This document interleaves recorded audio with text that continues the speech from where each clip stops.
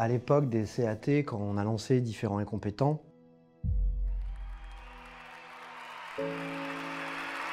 les personnes en situation de handicap pouvaient être toujours à la même place.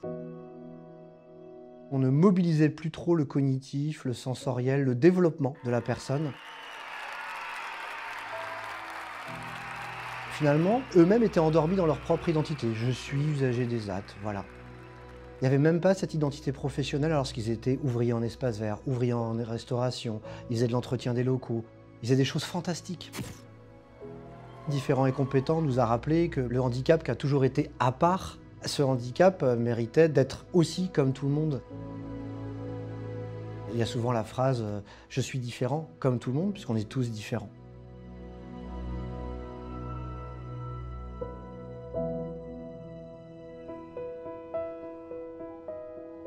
À l'époque, on était quand même sur des dispositifs qui étaient un peu fermés, hein, comme un peu des boîtes, et on ne savait pas trop ce qui s'y passait.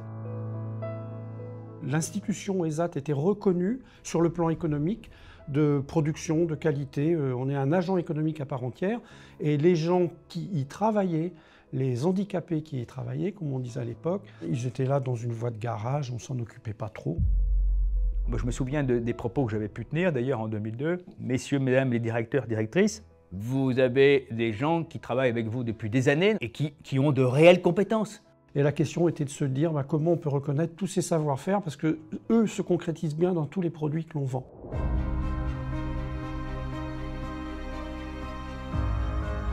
Le dispositif Différents et compétents est né d'une impulsion de Gérard Brière, directeur à l'ESAT du Pommeraye.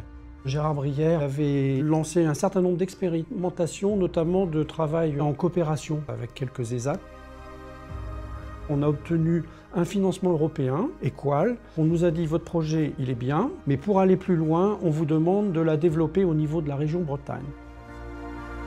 On a comme ça rassemblé 24 ESAT. Le dispositif est né comme ça de quelques expérimentations avec les ESAT du bassin rennais et après d'une extension sur toute la Bretagne.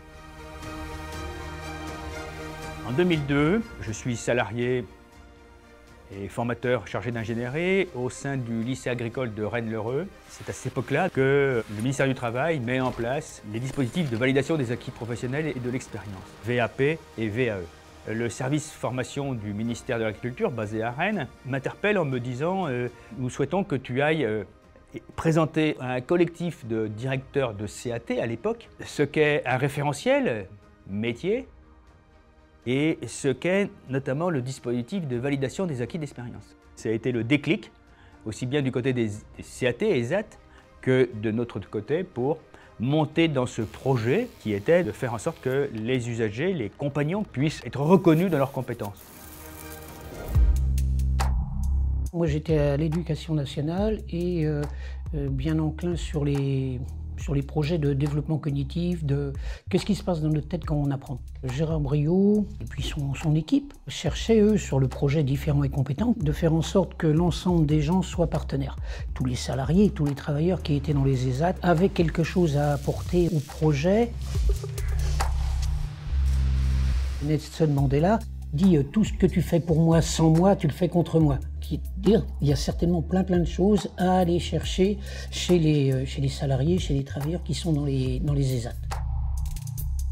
On a réfléchi ensemble sur quelles procédures on pouvait mettre en place et ça s'est traduit par ce qu'on a appelé des formations-actions. Ça a duré à peu près 2 ans de passer dans l'ensemble des 24 ESAT, d'avoir des groupes de formation qui étaient composés de 7-8 travailleurs, 2-3 moniteurs, avec comme question comment est-ce qu'on apprend.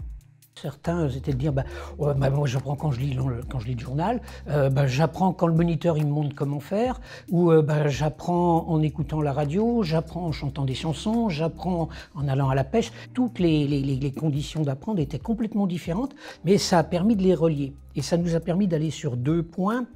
Sur un premier point qui était intéressant en se disant comment est-ce qu'on peut essayer de voir des étapes dans l'apprentissage. C'est pas parce que je ne sais pas réussir une tâche dans son entier que je ne sais pas des éléments de mise en œuvre de cette tâche-là. Et le challenge, ça a été de se dire comment est-ce qu'on fait pour reconnaître ces différentes étapes.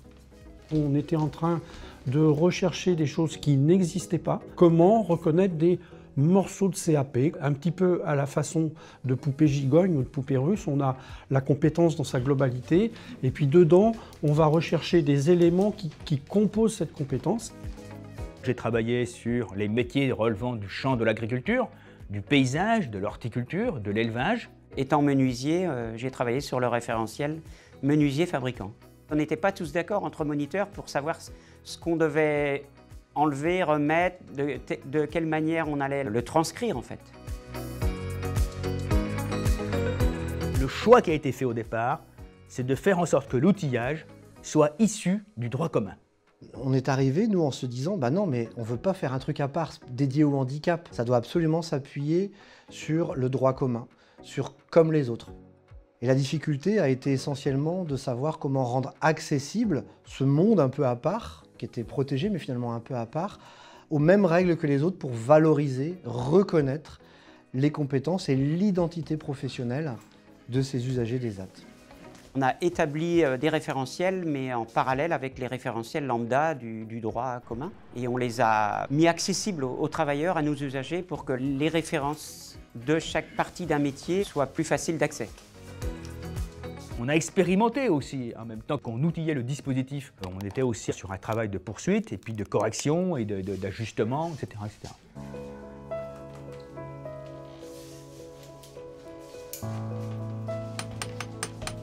Différents compétents, là où c'est remarquable, c'est que ça apprend à regarder ce qui est réussi dans ce qui n'est pas réussi. Nous, on a amené de la décimale dans ce nombre entier de compétences.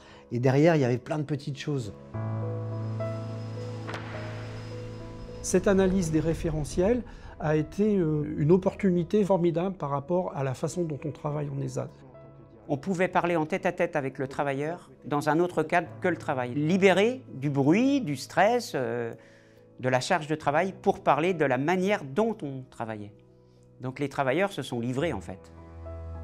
Quand on a réveillé les gens, quand ils se sont à nouveau autorisés à se sentir capables d'apprendre, moi, je suis capable d'apprendre, mais on m'a toujours dit que je ne pouvais pas. Et là, on est en situation de réussite, on donne une puissance et une force incroyables. Pendant 3 ans, on a construit les outils qui permettent de faire de la reconnaissance de compétences une véritable méthode, une approche très bien structurée. On n'était pas toujours bien accueillis. J'ai même une fois une direction générale qui m'a dit « Oh, c'est du Canada Dry votre truc. Vous leur faites croire qu'ils ont des compétences. Vous allez leur faire plus de mal que de bien. » Certaines personnes ne croyaient même pas aux compétences de leurs propres collaborateurs. Et au fur et à mesure qu'on a avancé, on a rencontré des gens qui nous ont aidés à avancer. Méfiants au départ, qu'est-ce qu'ils font, qu'est-ce qu'ils veulent faire, mais progressivement, ils sont rentrés dans notre démarche.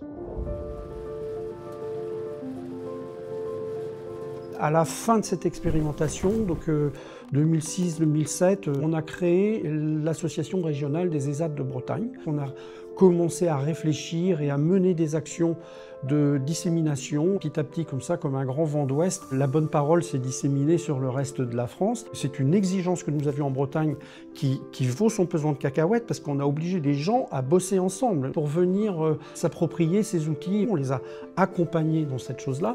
C'est la naissance du réseau Différents Compétents qui, lui, tourne depuis une bonne dizaine d'années. Il développe de nouveaux référentiels, de nouvelles méthodologies. Le système s'enrichit toujours avec l'apport des différentes régions. Le réseau a été construit sur la base d'une créativité ouverte. Je peux venir amender mon outil. À la manière de Kennedy, c'est pas qu'est-ce que le réseau peut me faire, mais qu'est-ce que je peux faire pour le réseau. Et chacun, par son expérience, a des petits trucs, des astuces qui sont intéressantes à montrer, à capitaliser. Dans le port de l'Orient, pour accueillir différents compétents.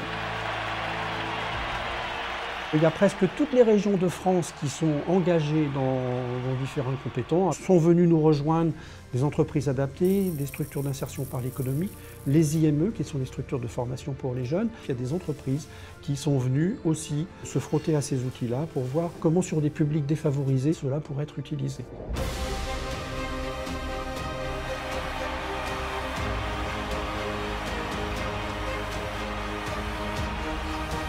On n'avait pas le droit de ne pas les reconnaître. Quand on voit leur joie qu'ils ont à recevoir ce diplôme ou à pleurer devant ce diplôme, c'est reconnaître quelqu'un dans sa personne. Et je pense qu'un des buts de la vie, c'est d'être reconnu. C'est un peu le choix à l'armoricaine. C'est-à-dire qu'on s'est inspiré de la valorisation des grandes cérémonies, des grandes écoles américaines. Et c'est vraiment un grand moment de valorisation et surtout un grand moment de réseau. Une fierté pour eux d'être reconnus devant leurs camarades, devant leur famille, devant leurs moniteurs, devant tout l'établissement. L'objectif de l'attestation de reconnaissance des acquis de l'expérience, c'est vraiment de donner de la valeur à la personne en tant qu'individu, en tant qu'être, en tant que professionnel, mais aussi en tant que personne capable d'apprendre, qui a réussi quelque chose. Beaucoup, malheureusement, n'ont pas eu cette chance à l'école ou de passer ne serait-ce qu'un permis de conduire. Et cette acquisition d'une reconnaissance, pour elles, c'est grandiose. Et c'est carrément même des transformations identitaires qu'on a vues. C'est-à-dire je suis passé d'une personne incapable à une personne capable. Il y a des gens qui se sont réveillés, qui ont pris confiance en eux, qui ont osé demander des choses qu'ils avaient à l'intérieur d'eux, qu'ils n'osaient jamais demander parce que de toute façon on leur aurait refusé. C'est toute la deuxième étape de différents compétents. Certes, il y a la démarche d'attestation, mais aussi cette notion de mise en perspective. C'est-à-dire, et comment je continue tout ça? Parce que j'ai démarré un chemin. Comment je le continue, comment je ne m'arrête pas? Le regard sur la personne handicapée a changé, c'est devenu une personne de compétence. On a contribué à changer des pratiques, on aide la personne à prendre les risques de sa vie dans l'apprentissage professionnel et qui rejaillit bien souvent sur aussi sa vie personnelle. C'est-à-dire, si je suis polyvalent au travail, j'ai toutes les chances de devenir un peu polyvalent dans ma vie, quoi.